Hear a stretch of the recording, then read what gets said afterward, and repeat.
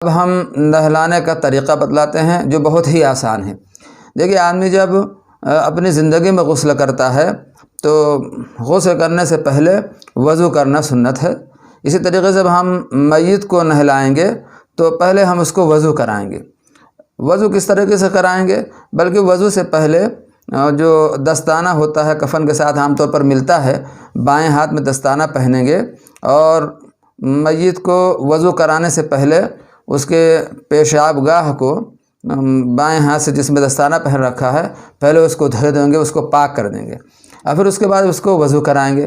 وضو اس طریقے سے کرانا ہے کہ نہ تو گٹوں تک ہاتھ دھلانا ہے، نہ ہی اس کے ناک میں پانی ڈالنا ہے، نہ ہی اس کو کلی کرانا ہے، بلکہ روئی کا پھایا لے کر کے اس کو تر کر کے اس کے ہونٹوں کو صاف کر دینا ہے، اور روئی کے پھائے سے اس کے مسوڑوں کو صاف کر دینا ہے، روئی کا پھایا لے کر کے اس کے دانت کو صاف کر دینا ہے، روئی کا پھایا لے کر کے اس کے ناک کے سوراخ کو صاف کر دینا ہے۔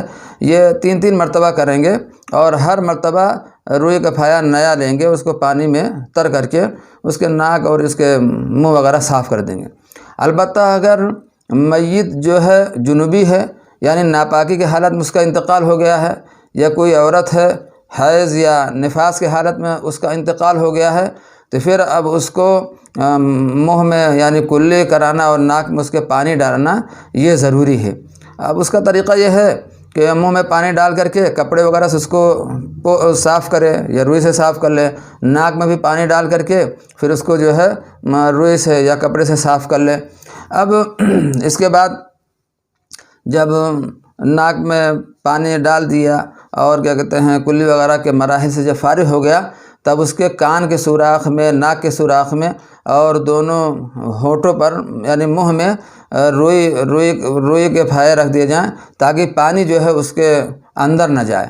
اور پھر اب یہ عمل کرنے کے بعد اس کا چہرہ دھو دیا جائے۔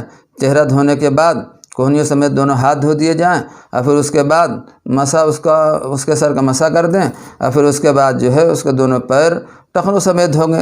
بس یہ جیسے زندہ وضو کرتا ہے ویسے وضو کرا دیں۔ اب اس کے بعد وضو کے مرحلے کے بعد اب نہلانے کا مسئلہ ہے۔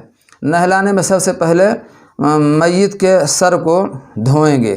اگر مرد ہے تو اس کے داڑھی وغیرہ کے بھی سر کے ساتھ دھوئیں، صابن وغیرہ لگا کر کے اچھی طریقے سے اس کو صاف کر دیں۔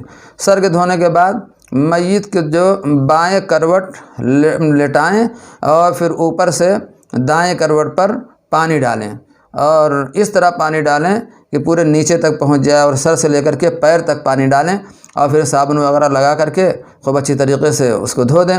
پھر اس کے بعد کیا کہتے ہیں دائیں کروٹ پر لٹا کر کے اب بائیں کروٹ پہ اسی طریقے سے پانی ڈالیں اور صابن وغیرہ لگا کر کے اس کو نہلائیں۔ 3 مرتبہ پانی ڈال دیں۔ اگر 3 مرتبے سے زیادہ بھی ضرورت پڑتی ہے تو 3 مرتبے سے زیادہ صابن وغیرہ اگر لگا ہے تو چھڑا لیں۔ تو بہرحال یہ اس طریقے سے غسل دیا جائے گا۔ پورا اب یہ غسل ہو گیا کہ سر پہلے دھلایا، اور پھر اس کے بعد کیا کہتے ہیں بائیں کروٹ پہ لٹا کر کے دائیں کروٹ پہ 3 مرتبہ پانی ڈال دیا، اور پھر اس کے بعد دائیں کروٹ پہ لگا کر کے بائیں کروٹ پہ 3 مرتبہ پانی اس طرح ڈال دیا کہ پورے بدن پر پانی پہنچ جائے، پیر تک پانی پہنچ جائے، نیچے تک پانی پہنچ جائے۔ غسل ہو گیا۔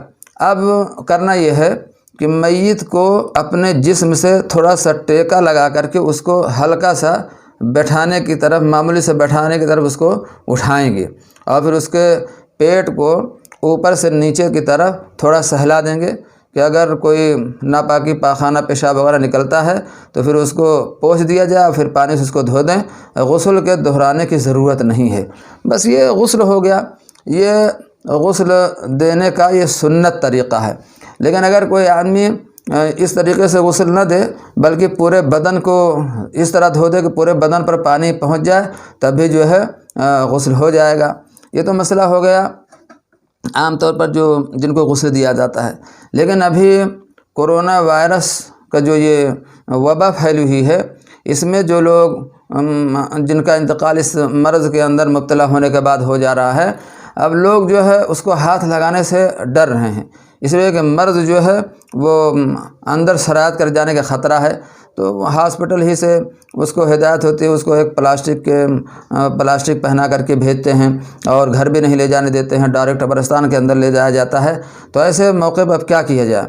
تو اگر کوئی جب ہاسپٹل کے اندر وہ ہوتا ہے، اگر وہاں پر موقع ہو، اس کے کچھ عزیز و اقارب وہاں پر ہوں جو تیمارداری کے لیے رہتے ہیں، اگر ایسی کوئی گنجائش ہو، ممکن ہو کہ وہ جو اس کو پلاسٹک پہناتے ہیں ایسے مریض کو جو کورونا وائرس کے اندر مبتلا تھا، اگر اس سے پہلے اس کو نہلا سکیں یا نہلا نہ سکیں بلکہ اس کو تیمم کرا سکیں تو ایسا کر دیں۔